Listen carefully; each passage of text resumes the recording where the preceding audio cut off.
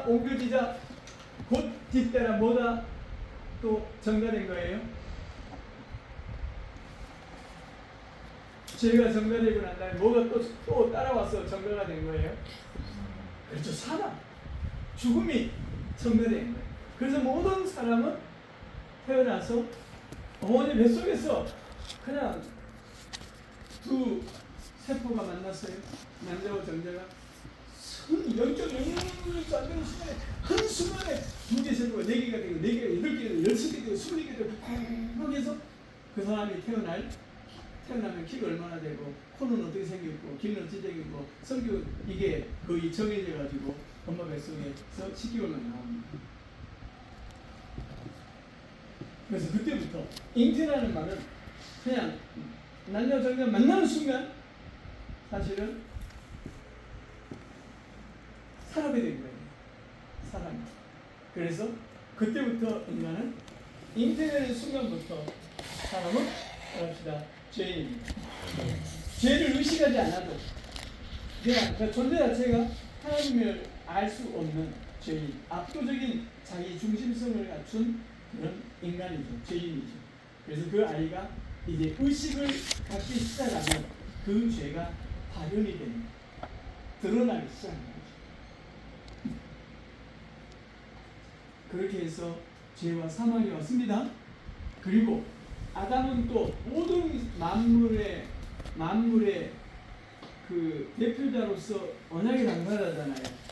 그 아담이 범죄해버리자 아담이 다스리고 통치해야 될 이 우주, 자연세계까지 죄가 보편적으로 임해버렸어요. 그래서 동물들이 하나님의 나라에 어떻게 강한 동물이 약한 동물을 찾아버리고 피를 찢어먹고 갉아먹고 살아있는 독수리가 살아있는 늑대를 입을 딱 해가지고 그냥 먹어버리대요.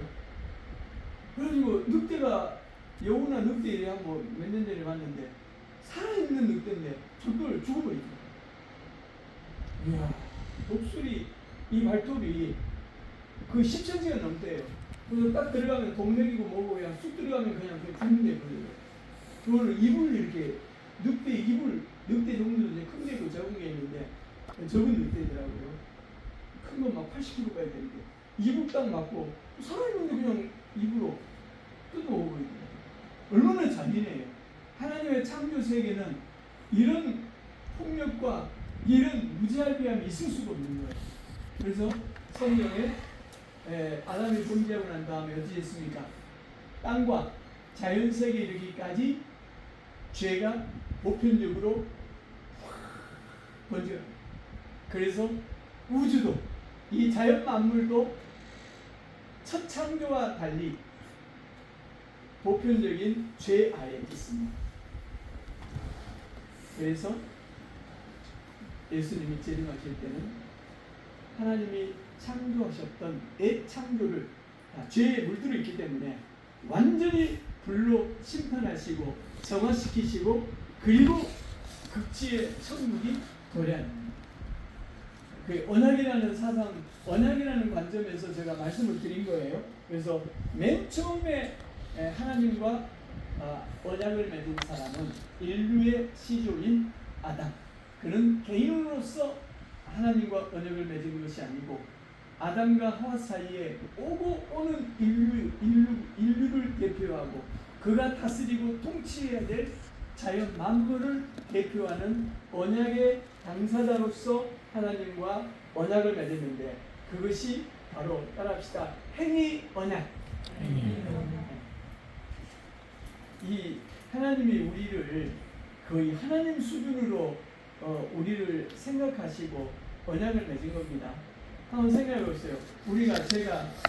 걔가 정말 말을 잘 듣고 정말 발성이 용기해지더라고요. 근데 정서적으로 뭐 있으면 교제를 할 수 없잖아요. 걔하고 제가 언약을 맺을 수 있습니까? 수준이 안 되잖아요. 근데 하나님은 우리와 언약을 맺으신 거예요. 왜? 우리는 이제 오해는 하지 마시고 하나님과 같은 존재로 우리를 만드셨어요. 하나님과 같은 불멸의 존재, 영적 존재로 하나님과 함께 교통하고 소통할 수 있는 인격적 존재로 만들어지거든요. 그 하나님과 거대할 수 있는, 그리고 하나님과 같은, 하나님이 만드신 피조 세계를 하나님과 같은 왕적 존재, 하나님을 대리 통치하는 섭정왕처럼 하나님을 대신해서 하나님의 공의와 사랑으로 만물을 다스리고 통치할 수 있는 왕적 존재로. 그러니까 인간의 수준이 어떤지 아시겠죠? 하나님이 우리와 인간과 언약을 맺었다는 것은 우리의 수준을 그냥 하나님 수준에까지 우리를 올려놓으셨다. 이걸 이제 우리가 알아야 돼요. 그런데 이 언약이 깨뜨려졌을 때, 이 언약이 아담의 범죄로 깨졌을 때 어때요? 우리는 어느 자리까지 가버립니까? 하나님 자리에까지 인간이 하나님과 함께 쌍방간에 언약을 맺은 그런 존재가 거의 만물보다 부패한 타락한 존재, 만물을 다스려야 될 자들이 만물을 섬겨버리고 만물에게 절을 해버리고 만물, 물건이고 나무고 뭐고 이거 다 우리가 필요한 거 개발하고 문명을 만들고 하나님 나라의 문명을 만들려고 해놓은 거잖아요. 근데 이거 앞에 섬겨버린 거예요. 달을 섬겨버리고 해를 섬겨, 태양신을 섬겨, 바다를 섬겨버리고 나무를 섬겨버리고 산을 섬겨버리고 돌멩이를 섬겨버리고 사람이 만드는 불성 만들어 가서 절해버리고, 그걸 우리 우상이라고 그러잖아요. 그렇게 하나님 수준에 있었던 사람이 이제 짐승 수준 밑으로 떨어져 버립니다. 그걸 뭐라고 합니까? 따라합시다. 타락. 타락이란 말은 가장 영광스러운 자리에서 가장 저주스러운 자리로 떨어지다. 영어로 그래서 타락이라는 단어가 떨어지다라는 말이잖아요. 가장 높은 곳에서 가장 낮은 곳으로 떨어지는 거예요. 그러니까 하나님이 우리 아담 안에서 언약을 맺었을 때 인간의 수준이 하나님이 어디까지 높여놓은 거예요. 자신의 수준까지, 이게 문자는 아니고 비유해서 자신의 수준까지 우리 인간을 높여놓은 거예요. 그래서 아담과 하와가 계속 어느 일정한 기간 동안 계속 순종을 했으면 그는 하나님 수준에까지 자라서 하나님과 쌍둥하에 하나님과 교제하고 하나님의 광대하심과 그분의 사랑을 알고 삼일체 하나님처럼 교제하는 영광스러운 자리에, 영화의 자리에 있었을 겁니다. 근데 범죄하자 이제는 영화가 아니라, 영광의 자리가 아니라 짐승의 자리, 우상숭배의 자리, 만물보다 부패한 것이 사람의 마음이니 그랬죠. 심판과 저주받을 수 있는 자리로 떨어지는 거예요. 언약이 깨졌어. 그래서 죽음이 들어왔잖아요. 죄가 들어오고 언약이 깨져서 맨 처음에 아담이 만물을 대표하는 언약의 당사자로서 그거 하나님 앞에 고의적인 언약을 깨버리자, 파라시스 해버리고 나서 이제 사람에게, 그의 후손인 사람에게 죄가 들어오고 사망이 들어오고 그 다음에 저주가 들어오고 심판이 들어오고 영원한 지옥의 형벌이 임한 겁니다. 이건 뭡니까? 따라합시다. 언약적 저주. 그걸 이제 모든 인간이 언약 아래 저주 가운데 있는데 어느 인간이 그 언약의 저주에서, 형벌에서 구원할 수 있겠어요? 부처는 죄인 아닌가요? 인간 아닌가요? 공자가 죄인이고 지금 지옥 아래목에 있죠. 모하메드, 소크라테스, 자기는 이 사람들, 공자나 석가나 이런 사람들은 현세 일도 모르는데 어찌 죽음 이후의 세계를 알겠느냐라고 제자들이 이야기하는 거예요.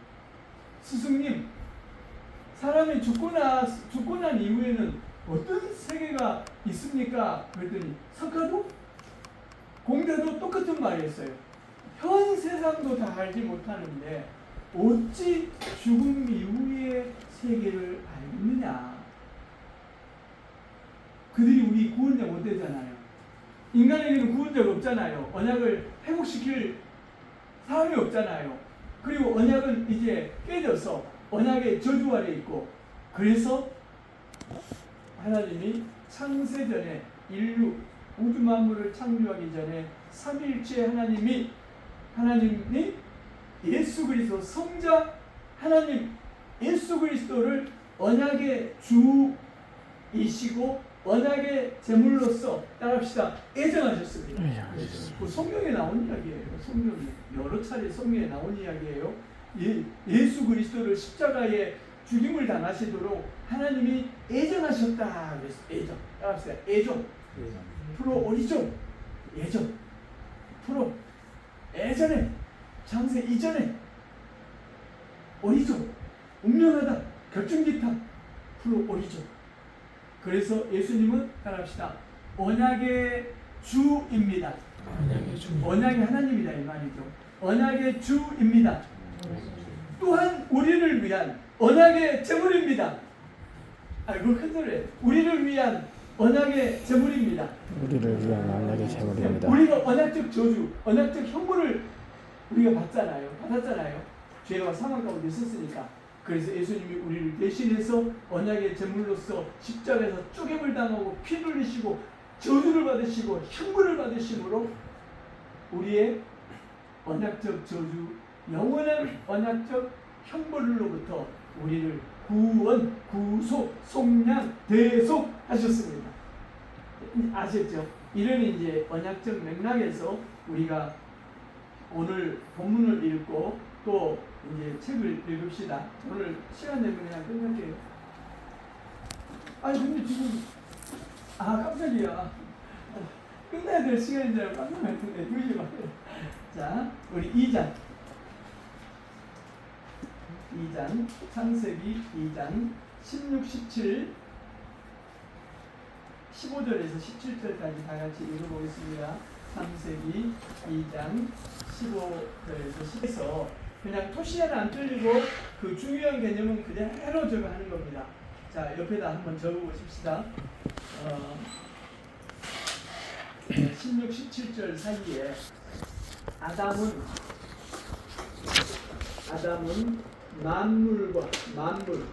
우주 만물과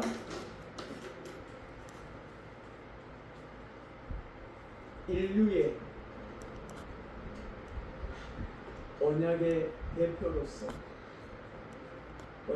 대표로서 하나님과 언약 맺었음 가로에 놓고 행위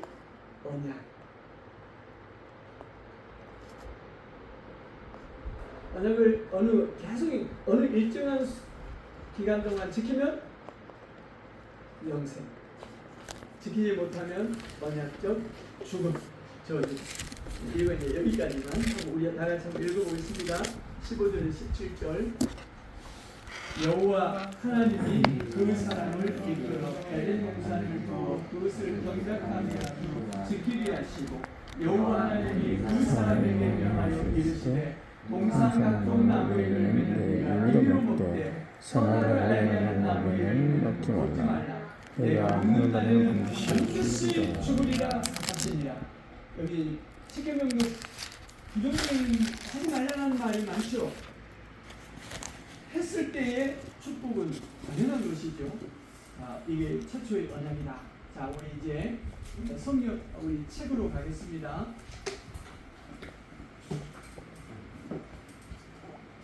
우리 65페이지.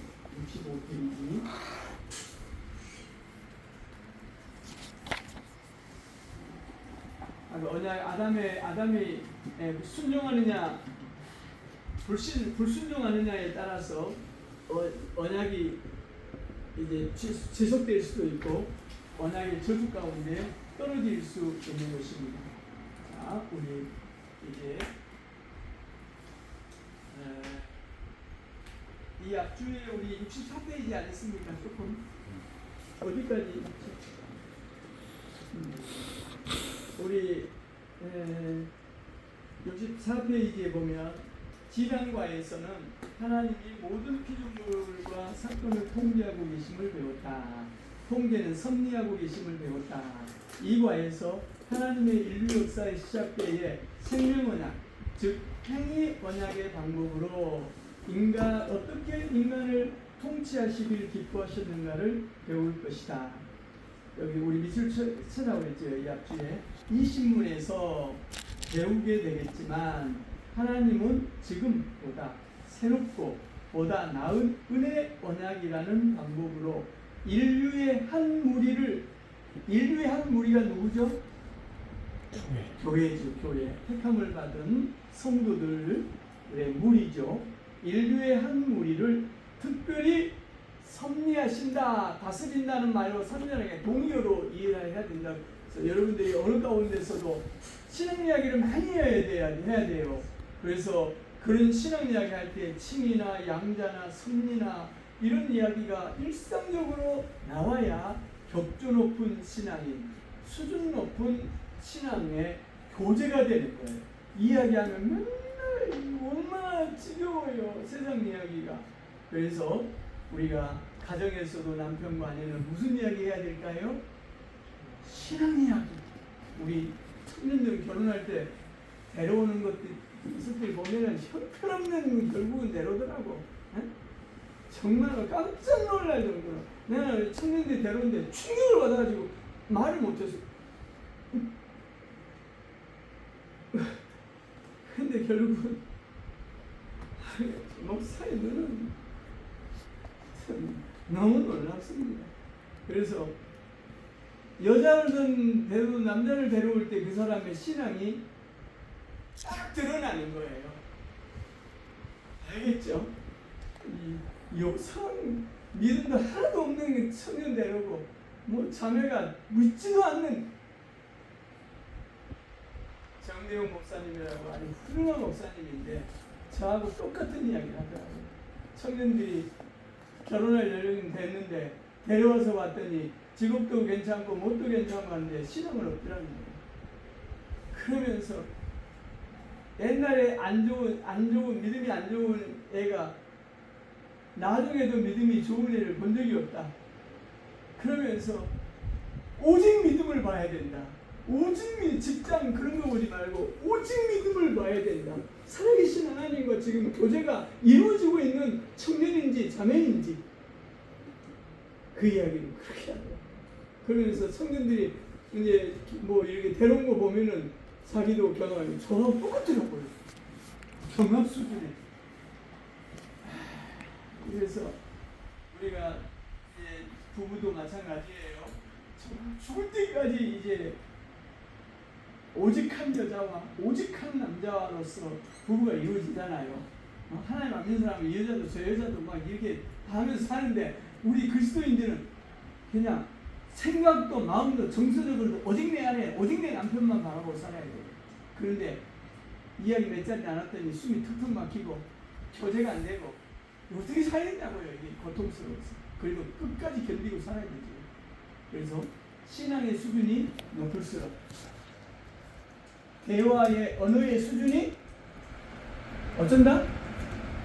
높아진다. 이런 걸 생각하면서 우리가 좋은 이런 교리서 신앙 고백서를 읽고 집에서도 조금은 더 수준 높은 그런 신앙의 교리 이런 걸 하고 그리고 큰 차원에서 아이들의 미래를 생각하고 당장은 길이 없는 것 같지만 준비되면 하나님이 길을 완전히 새로운 길로 깜짝 놀라운 축복의 길로 섭리해 가신다. 이런 것들을 함께 나누면서 이렇게 불안한 상황 가운데서도 평강을 되찾고 서로 사랑하고 안고 감사하고 이런 어떤 그 청년의 때부터 결혼 초기의 때부터 그렇게 예비되고 준비돼야 됩니다. 알겠죠?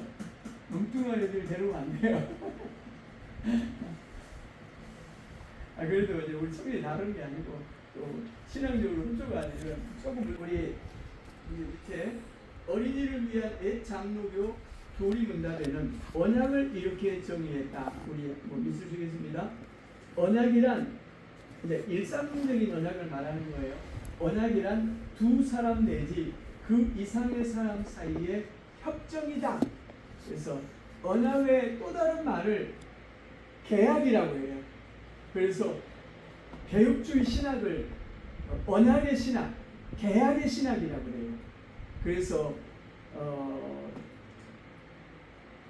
계약, 대학원 대학도 있고 계약, 언약. 우리가 한미 방위 조약을 맺었잖아요. 조약, 계약, 언약 똑같은 말입니다. 옛날에는 이제 다 제국이 있고 약한 나라들이 있잖아요. 그러면 제국에 조공을 바치고 제국의 보호를 받습니다. 그래서 언약을 맺는 거예요. 그래서 우리도 청나라한테 명나라 언약 맺었죠. 청나라가 우리나라 언약을 맺었잖아요. 우리가 약한 나라니까. 동생 나라로. 청나라 때는 어땠어요? 동생 이렇게 하자고 해놓고 지가 형, 우리는 조선은 동생 하자고 했는데 얼마 안 있어서 얼마 안 있다 청나라가 후금이라는 나라죠. 후금? 네, 후금. 그 나라가 이제 우리 우리 북한의 그 위에 지도 꼭대기 있죠. 만주. 그쪽이 이제 금나라. 그 후금. 그게 뒤에 이제 청나라가 돼서 베이징까지 쳐들어가서 명나라를 다 먹고 이제 청나라가 시작됐잖아요. 그러니까 청나라가 아직 명나라를 집어삼키기 전인데도 이제 그 위력이 강해지잖아요. 그러니까 원래 형 동생 조약을 맺었는데 이제는 형 동생이 아니라 군신 간의 조약을 맺겠다. 우리는 왕이고 니들 나라는 조선은 신하야. 그렇게 해가지고 그런 조약을 맺은 거예요.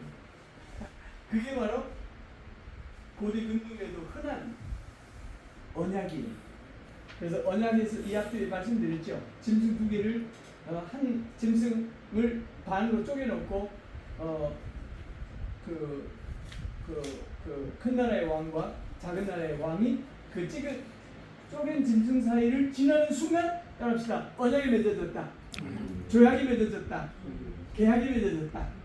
그래서 그 창세기 15장에 그 나오잖아요. 하나님과 아브라함이 쪼갠 짐승 사이를 거니는데 하나님과 아브라함이 같이 지나가야 되는데 하나님이 아브라함을 깜깜한 밤에 재워놓으시고 환상으로 보게 하시고 누구만 지나갔어요? 쪼갠 짐승 사이를? 하나님만 지나간 거예요. 그러면은 아브라함이 이제 언약을 깨뜨리면 누가 책임을 지겠다는 거예요? 하나님이 쪼갠 짐승처럼 쪼갰을 하나님이 당하시겠다. 그게 바로 거기에 나타난 예수 그리스도, 성육신하신 하나님 예수 그리스도의 언약의 제물이 되고 언약의 쪼갰을 당하심으로 우리를 언약의 저주에서 언약을 깨뜨린 영원한 지옥의 형벌에서 우리를 구원하신 언약의 주님이 되는 것입니다. 있습니까? 이런 큰 틀을 알고 언약을 이야기해야 돼요. 네, 굉장히 오늘 이거 다 못해. 너무 중요한 주제라서 협정, 조약이. 이 언약이 인간 사이의 언약이라면 이 정의는 충분히 옳다. 그러나 이 오래된 정의는 인간과 맺은 하나님의 언약의 정의로는 받아들일 수 없다. 당연하죠. 인간과 맺은 하나님의 언약을 이해하기 위하여 우리는 하나님과 인간이 그 언약 속에서 동등한 위치라고 하는 생각을 모두 제거해야 의견이 주셔야 됩니다. 엄청 중요한 부분입니다. 하나님과 동등한 위치라는 생각을 제거해야 됩니다. 그분은 창조주고 우리는 피조물이잖아요. 그래서 하나님이 인간과 언약 관계에 성립될 때 계속 밑으로 해야 됩니다. 그 계약, 언약은 소위 말하는 쌍무 계약이 아니다. 쌍무. 이렇게 동등한 이런 위치에서 이렇게 언약을 맺는 걸 쌍무 언약이라고 그러고, 편무 언약은 예를 들어서 아들이 누구하고 계약을 해서 그런데 아버지가 아들이 그 계약을 깨뜨렸을 때 회사가 망하려면은 아버지가 책임져 주겠다라는 걸 이제 써주잖아요. 편무 언약이라, 편무 계약. 쌍무 계약이 아니다. 하나님은 계약의 종류와 계약은 언약입니다. 하나님은 언약의 종류와 언약의 기간에 대한 결정을 인간과 상의하지 않으셨다. 상의 않으셨죠? 이게 은혜예요. 하나님은 그의 절대적인 주권으로 밑줄 주겠습니다. 이건 빨간 펜, 파란 펜 써야 돼요. 하나님은 그의 절대적인 주권으로 그 언약을 체결하셨다. 다시 말하면 그는 계약의 성질과 계약의 기간을 홀로 결정하셨다. 그리고 엄청 중요합니다. 우리하고 의논하지 않았어요. 그리고 그는 홀로 인간과 아담 자신과의 계약을 체결하신 것이다. 이 진리를 확고히 명심하고 있다면 첫 언약을 생명언약 또는 행위언약이라고 말할 때 일어나는 다른 유형을 매지한다. 여기다 밑줄 쳐봅시다. 이 언약을 맺었다는 것은 사실은 창조주가 피조물에게 이건 황송스러운 은혜입니다. 하나님 자신의 수준으로 우리를 끌어올려 놓으시겠다라는 언약이니까 엄청난 거죠. 우리가 항상 완강히 거부해야 하는 위험이란 인간이 하나님으로부터 무엇을 얻을 수 있는 권한이 있다고 생각하는 것이다. 성경은 그러한 생각이 잘못된 것임을 분명히 가르친다. 설령 자기의 모든 의무를 완수한 범죄치 않는 인간이라 하더라도 예수님 말씀과 같이 하나님은 그 사람에게 무엇을 의논하지 않으신다. 명한 대로 하였다고 종에게 살해하겠느냐? 이와 같이 너희도 명령받은 것을 다 행한 후에 이르기를 우리는 무익한 종이라 우리가 하여야 할 일을 마땅히 한 것뿐이라 할지니라. 누가 보고 우리가 이래야 돼요. 예수 믿는 사람들은 모든 충성을 다하고 나서도 자기의 피보다 진한 인생을 하나님 앞에 드리고 나서도 어떻게 합니까? 하나님의 사람들은 제가 한 게 아니고 하나님이 다 하신 것입니다. 저를 통해서 다 하신 것입니다. 하나님만 영광을 받으십시오. 저는 저의 영광을 십자가 뒤에 감춰주십시오. 이렇게 하는 거예요. 무슨 말인지 아시겠죠? 우리 이승훈 선생이라고 그분도 그러셨어요. 오선학교를 세우신 이승훈 선생님도 자기의 영광을 다 가리우고 그리고 하나님이 다 시켜서 한 일이지 저는 하나님 앞에 무익한 종이었습니다. 저는 그 부분에서 눈물 나더라고요. 하나님의 사람은 다 그래요. 조선의 선교사님들도 다 그렇게 살았습니다. 은혜가 무엇인지를 알면 그렇다는 것이죠. 자, 우리가 항상 설령 자기의 모든 의무 우리 그림 있죠. 그림 한번 봐보십시오. 앉아라 멍멍아 그리하면 뼈다귀 줄게. 우리 캐리어 칸이네요. 자, 이 그림에서 도리와 멍멍이가 보인다. 도리의 손에 뼈다귀 하나가 있다. 그는 그것을 개에게 주려 한다. 그러나 개에게 주기 전에 그는 개가 그의 명령대로 순종하기를 요구한다. 이것은 하나님이 인간에게 주신 언약과 유사하다. 유사하다는 거예요. 이렇게 수준 내려놓으면 안 되고 유사하다고 그랬죠. 개념을 설명하기 위해서 이 그림에서 도리와 멍멍이는 어떤 협약을 체결하지 않았음이 분명히 알 수 있다. 멍멍이에게 뼈다귀를 주려고 결정한 자는 오직 도리뿐이다. 그리고 멍멍이가 그 뼈를 갖기 위해 해야 할 바를 정한 자도 도리다. 앉아, 일어서, 기다려 이렇게 하잖아요. 멍멍이가 실제로 그 뼈를 얻지 못했다 할지라도 설령 대가가 없다 할지라도 그의 의무는 도리에게 복종해야 하는 것이다. 멍멍이가 행한 작은 순종 행위가 뼈의 대가를 다 치렀다는 의미가 아니다. 이 멍멍이가 뼈를 얻는 조건을 결정한 것은 오직 도리이다. 이것은 행위 언약을 말할 때 여기에 밑줄 치겠습니다. 굉장히 중요합니다.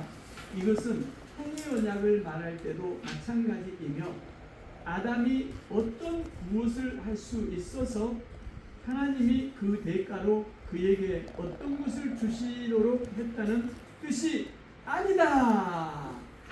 단지 밑줄 계속 치겠습니다. 하나님은 선물을 주시는 조건으로 어떤 순종을 즐거이 요구하셨다는 뜻이다. 첫 언약은 생명 언약이라고 부르는데 하나님은 아담에게 생명을 약속받았다. 도리가 멍멍이에게 뼈를 약속한 것과 마찬가지다. 또 이것을 행위 언약이라고 부르기도 하는데 이는 하나님이 선물을 주시기 전에 먼저 순종을 요구하셨기 때문이다. 자, 이게 좀 더하면 깊은데 봐보십시오. 하나님이 선악과를 따먹지 말라는 것은 그 이제 문자 이면에 그 언약 말씀의 이면에 뭘 생각해야 되냐면은 아담은 사실은 하나님과 같은 존재로 창조하셨어요. 예수님도 요한복음의 10장에 뭐라고 합니까? 내가 너희를 신들이라 하지 아니하였느냐? 따라합시다. 내가 너희를 신들이라 하지 아니하였느냐?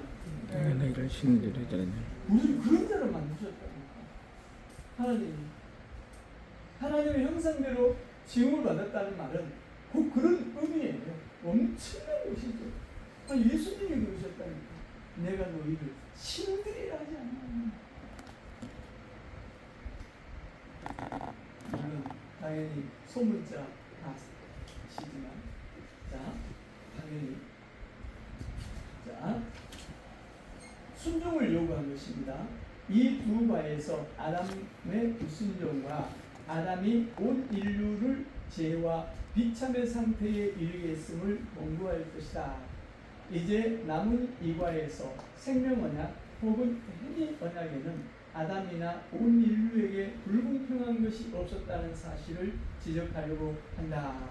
여기다 밑줄하고 싶어. 이제 남은 이과에서 생명 언약 혹은 행위 언약에는 아담이나 온 인류에게 불공평한 것이 없었다는 사실을 지적하려고 한다. 몇 가지 이유를 들어보자. 1. 밑줄 치겠습니다. 아담은 하나님이 요구하시는 바를 행하기에 필요한 능력을 가진 자로 지음받았다. 그래서 순종하면 순종할수록 너무 기쁜 거예요. 순종할수록 하나님을 더하는 거예요. 순종할수록 하나님의 그 지혜와 총명으로 빛나는 거예요. 그래서 제가 말씀드렸죠. C.S. 루이스는 아담이 무죄 상태에서 아담과 하와가 하나님 말씀에 순종했을 때 순종할 때마다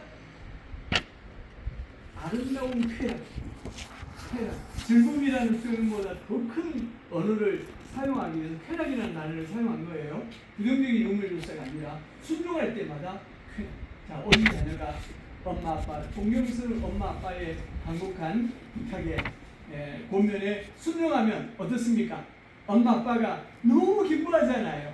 아이고 역시 일하면서도 힘들면서도 내 아들 이렇게 엄마 아빠를 말씀을 이렇게 부족한 엄마 아빠를 하나님의 말씀으로 받아들이고 이렇게 애를 쓰고 수고하니 내가 정말 뼈 빠지게 일을 해도 보람이 있구나. 그러면 기쁘잖아요. 그런 거죠. 그런데 그냥 내 인생 내돈 사세요. 이제 간섭하지 마세요. 중학교 3학년 자리가 있어요. 그 엄마가 저한테 상담하는데 내가 이제는 간섭하지만 내 인생은 내가 나는 그냥 평생 아르바이트 하면서 게임장에 가서 게임하고 놀고 이렇게 자기는 꿈이 없대. 너무너무 걱정하네. 그런 것처럼 그러면 이제 부모에게 순종이 안 되잖아요. 그럼 뭐가 됩니까? 불화가 오는 거죠. 그 망가진 아이에게 부모의 유산을 남겨줘봤자 무슨 의미가 있겠냐고요. 서울의 어떤 교회는 권사님이 42억을 헌금을 했더라고요. 그러면서 이제 중요한 이걸 자식에게 주다니 이게 의미가 없을 것 같아요. 42억을. 그리고 또 우리 성도님인지 모르겠어요. 우리 제가 두 번째 성경던 교회 가평에 한 2만 평 딸릴 때 갔더니 정말 도둑자 같은 집에서 살더라고요. 그래서 좋은 데 살아요. 그리고 법적으로 이 내성모도 환자 막내가 있는데 애도 큰애 일년 때도 엄마한테 오지도 않아요. 아버지 일찍 돌아가시고. 그런데 그 유산 거의 다 갑니다. 죽으면 다 갑니다. 돌아가시면 다 갑니다. 미리미리 우리 해야 돼요. 그런데 또 임원평이 문서를 가져왔어. 이거 목사님, 이거 정말 제가 이 땅의 주인을 그렇게 찾았는데 목사님이 주인입니다. 이거 자식에게 주면 불난 일은 납니다. 그래가지고 땅 문서를 이렇게 맡긴 거예요. 그런데 42억도 이 임원평의 땅도 그걸 3년 동안 가지고는 있었지만 자꾸 돌려주고 했는데 목사님은 그게 아닙니다. 오랫동안 기도한 것입니다. 그렇게 해가지고 뭐 장애자들 뭘 이게 만들었더라고요. 어마어마. 아시겠죠? 그래서 그거 보면서 하나님의 일을 돈이 없어서 못한 게 아니라 지금도.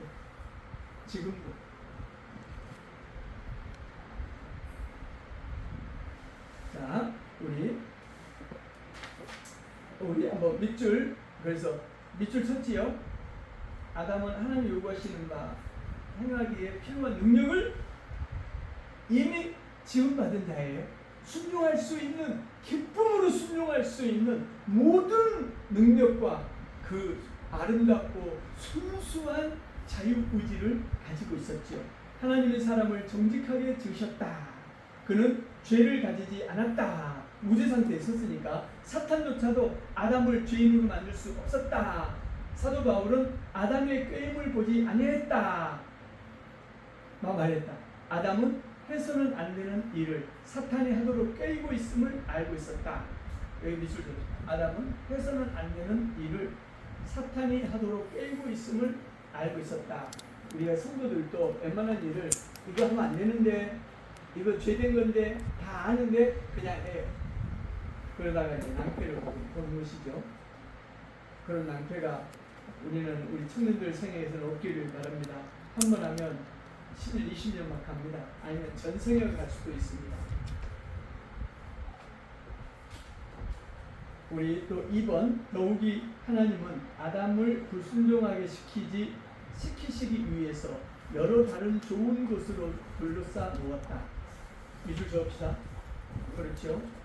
순종하기를 원하셨지 불순종하기를 어찌 원하시겠습니까?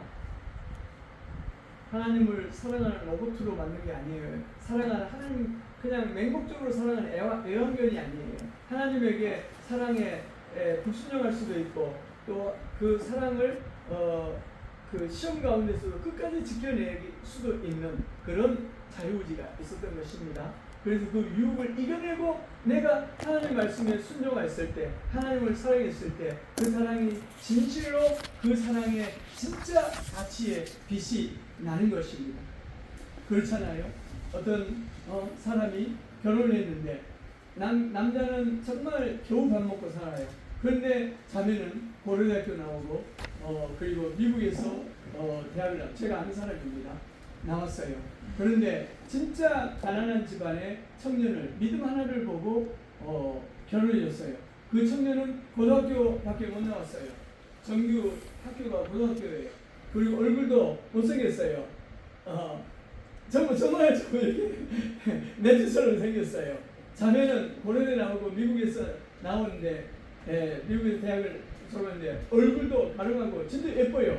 그런데 수많은 이런 변호사나 검사하고도 결혼할 그런 게 많았는데 고졸 출신의 저하고 함께 7년을 공부했던 그 친구를 선택했어요. 너무너무 아름답고 복되게 잘 살아요. 자, 남편의 입장에서는 진짜 사랑하지 않을 수 있나요?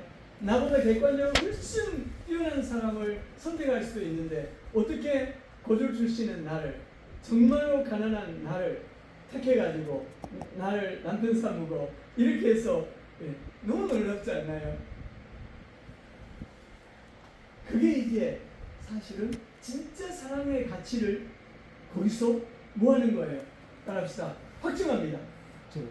어떤 놈, 나쁜 놈은 목에 경추가 고통사가 나서 어떤 피 한 방울 흘리지도 않았는데 전신 그냥 오줌을 받아내야 되는 전신 움직일 수가 없는 부위 되어버렸어요. 여성은. 남편이 바람피고 남편이 이혼하자고 난리해가지고 이혼했어요. 다치고 얼마 안 있다가. 그것은 사랑이 아니었죠. 사랑이 아닌 거잖아요. 사랑은 어려울 때 확증되고 실증이 된다. 그런 것처럼 하나님도 우리를 맹목적인 하나님을 신앙하고 맹목적인 그런 사랑의 애완견으로 만들지 않고 우리에게 자유의지를 주신 거예요. 하나님의 말씀에 완벽하게 순종할 수 있는 역량을 다 갖췄지만 그러나 자기가 죄를 선택할 수 있는 그래서 아담이 결국은 사단의 꾀임을 받고 하나님 언약을 깨뜨려버리고 죄와 사망이 들어온 것이죠. 그러나 하나님은 그것도 미리 다 예기하시고 보시고 예수 그리스도를 이 역사 우주가 만들어지기 전부터 성자 하나님을 그들의 구원자로 언약의 주로 언약의 제물로 하나님이 예정하신 것입니다. 이것들이 다 이런 것들이 전부 다 언약 안에 들어있는 내용이다. 그러니까 성경이 구약 성경이 구약 옛 언약책, 신약이 새 언약책. 그러면 성경은 언약책이라는 의미잖아요. 그렇죠? 언약 사상이 얼마나 중요한가. 오늘 한 5줄 밑에까지만 할게요. 그래서 더욱이 하나님은 2번 아담을 불순종에서 지키기 위해서 다른 좋은 것들로 둘러싸였다. 에덴 각종 나무의 실과를 네가 임의로 먹으라. 이거 따먹는 게 아니라 그 무한대의 자유를 주고 딱 하나의 제한을 두셨어요. 그 뭡니까? 선악과를 따먹지 말라. 그 말은 선악과를 따먹었다는 것은 무슨 의미가 될까요? 자, 무슨 의미가 돼요? 선악과를 따먹었다는 의미는 무슨 의미가 될까요? 무슨 의미? 그렇게 나오면 안 됩니다. 그렇게 나오면 안 됩니다. 가장 중요한 우리 주제를 하고 있잖아요. 그렇죠. 언약을 깨뜨렸다. 언약을 깨뜨린 죄. 이건 우리가 지은 게 아니에요. 따라합시다. 파라바시스. 이건 그냥 분노의 마음, 적개심 하나님을 향한 분노의 마음, 하나님께 속았다는 분노의 마음, 마귀의 말을, 사탄의 말을 진리로 받아들이고 나서 그 언약을, 선악과를 딱 따먹는 순간에 그것은 뭐 했다고요? 언약을 깨트려버린 죄다. 언약을 찢어버린 죄다. 어떻게? 고의로. 그래서 고음죄, 고의성이 그 안에 담겨져 있는 죄가 언약죄다. 파라바시스, 언약을 깨트려버린 죄, 하나님의 율법을 깨트려버린 죄, 그 죄로 이제 사망과 죽음이 들어오고 바로 하나님은 벌써 이미 그리스도를 언약의 주로, 언약의 제물로 이미 예정해 놓으신 것입니다. 우리가 하나님의 언약의 저주 가운데 있었던 우리가 구원받았다는 언약이 회복되어서 새 언약이 회복돼서 하나님을 아버지, 하나님 우리를 자녀라 부르잖아요. 이 새 언약이 복음입니다. 깊은 뜻의 복음. 이 안에 있는 실조를 안다면 우리는 하나님의 사랑을 어떻게 알아요? 언약적 저주 아래 있다가 내가 이 저주에서 이 언약에 정말 영원토록 쪼개물 당하는 그 영원한 지옥의 형벌에서 내가 예수 그리스도 언약의 주가 되시고 언약의 제물이 되어 주신 예수 그리스도의 대신 속죄로 내가 구원받고 하나님의 아가페 사랑이 들어오고 하나님과 우리 사이에 새 언약이 성취되어서 하나님이 내 아버지가 되고 나는 그의 자녀가 되었구나. 나는 감격. 그러면 하나님 사랑 안 할 수 있나요? 아니, 하나님 사랑 안 할 수 있어요? 없어요? 하나님과 제물을 겸하여 섬길 수 있어요? 없어요? 못하는 거예요. 언약의 저주까지 가봅시다. 언약의 저주 아래까지 내려가 보자고요. 그래서 어떻게 예수님이 성자 하나님이 천지를 창조하신 성자 하나님이 첫 번째 아담을 깨뜨린 언약을 깨뜨린 첫 번째 아담이 아니라 이제 언약을 회복하기 위해서 오신 마지막 아담 예수님이 어떻게 우리 가운데 하나님과 우리 사이에 새 언약을 성취하게 하기 위해서 언약적 축복을 주시기 위해서 그분이 어떻게 언약의 제물로 속죄의 제물로 죽임을 당하시고 우리가 하나님의 언약 안에서 하나님의 자녀가 있는지를 늘 생각하면 하나님의 사랑에 우리가 잡히지 않을 수 없고 하나님만을 사랑하지 않을 수 없습니다. 여기까지 하겠습니다. 왜냐하면 언약을 이제 알고 보면 너무 쉬운데 너무 많이 언약을 몰라요. 그래서 전체의 개념을 자꾸 설명하면서 한 구절 한 절을 읽어 나갈 때 우리 것이 됩니다. 언약사 이걸 알아야 성경을 전체의 문맥을 알 수 있습니다. 성경의 가장 큰 문맥은 하나님의 나라지만 그 안에 하나님의 언약입니다. 언약. 그래서 언약이 쇠사슬처럼 창세기부터 요한계시록까지 계속 이렇게 이어져 있습니다. 얼마나 언약이라는 주제가 중요한가를 우리 다 같이 한번 기도하겠습니다. 하나님 예수 그리스도가 우리의 언약의 주님이 되시고 언약의 제물이 되어 주셔서 내가 하나님과 내 개인이 우리가 하나님과 개별적으로 새 언약이 성취되어서 하나님이 우리를 자녀라고 불러주시고 우리는 하나님을 향해서 아빠 아버지라고 부를 수 있는 새 언약이 성취되었습니다. 이 새 언약이 성취되기 때문에 우리가 어느 순간부터 하나님을 아버지라고 부르게 된 겁니다. 예수님을 영접하는 자고 그 이름을 믿는 자들에게 하나님의 자녀가 되는 권세를 주셨으니 이 자녀의 권세 하나님이 우리 아빠 우리는 자녀의 권세 이게 언약의 복음입니다. 이 언약의 복음을 더 깊이 알아 하나님의 언약의 사랑에 붙박히 정말 마음을 다하고 뜻을 다하고 우리 남은 생 주를 사랑하게 하시옵소서. 다시는 부자 되려는 꿈을 아예 접게 하시고 많은 물질의 부요한 가운데 살려는 꿈을 완전히 쓰레기통에 집어 던져버리고 불태워버리게 하시옵소서. 그리고 그렇게 하면 하나님이 우리에게 오히려 재물을 주십니다. 이건 역설적인 패러독스의 하나님의 진리입니다. 오직 하나님으로 살든지 죽든지 하나님으로 살게 하시고 하나님으로 죽게 하시고 오직 하나님의 사랑에 메인받은 우리의 일생이 되게 하시옵소서. 우리 다 같이 기도하겠습니다.